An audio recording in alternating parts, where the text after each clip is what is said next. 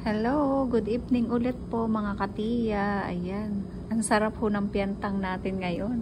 At ayan na nga ho. May extra na nga ho akong isa. Igawa nga ho ng masarapang ulam. Yan, may boiled egg. At saka yung paborito kong gulay, broccoli. May tokwa na naman nga ho. Ayan, masarap.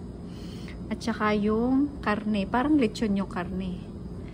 Hala, ang dami ko nga namang makakain. Ay, yung ating ka-Tio J na andon. Tio J! Tio J! Ano, masarap? Otsu daw.